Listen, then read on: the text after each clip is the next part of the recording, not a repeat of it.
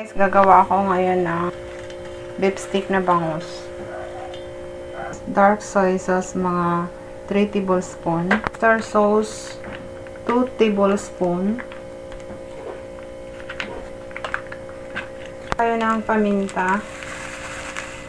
Mga 1 teaspoon lang na paminta. Kalamansi. 4 na piraso lang kalamansi. Mamarinate lang natin ito. Nasaglit lang natin mamarinate. Pero kung hindi naman kayo nagmamadali, pwede nyo yung i-marinate na magdamag. Tapos kinabukasan yung lutuin. Pero kapag nagmamadali na, pwede na yung mga 30 minutes o 1 hour.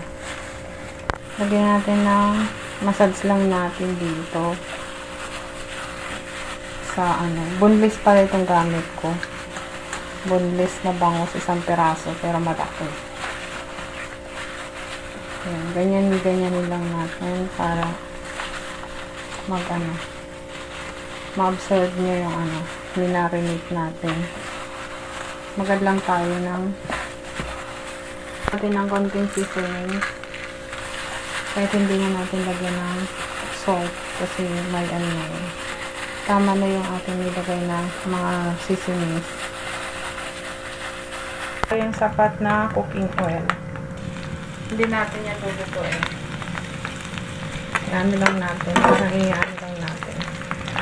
Para maganda yung makilitag yung kulay. Set aside lang natin ito. Try na natin ito. Iangat mo muna yung camera. Nagkaroon lang natin. Pinatukan nyo na yung apoy para hindi tayo talsikan.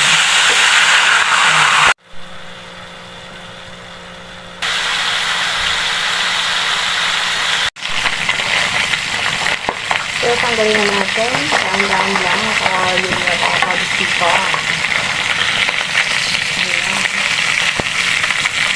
Maglagay tayo ng bawang, sibuyas.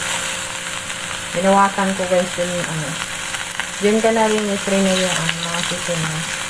Diyan sa tira-tira ng pinaganahan.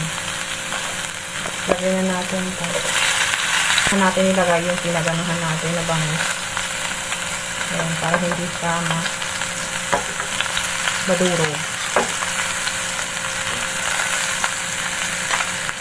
Tapos ilagay na natin yung red bell pepper. Ayan ang itlog na nilaga. Ito. Tapos lagay na natin yung pinagmarinitan kanina. Mag-add lang tayo mga half cup na tubig. Tayo ng half cup na tubig. Yan, ng mga 2 minutes. Lagyan na natin ng seasonings. Tapos na rin natin ito. Yung onion. Gilid na natin. Ayan yung ating bangus na beef stick.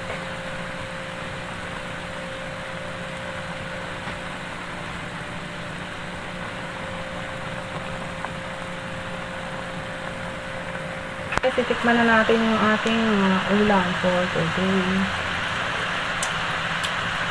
Wow, sarap. Sarap.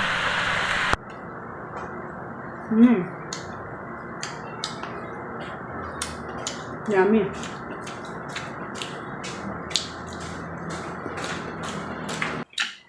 Thank you guys for watching. Please subscribe to my YouTube channel and follow my Facebook page. If you buy something, please click the yellow basket in my TikTok shop. Thank you guys. Bye.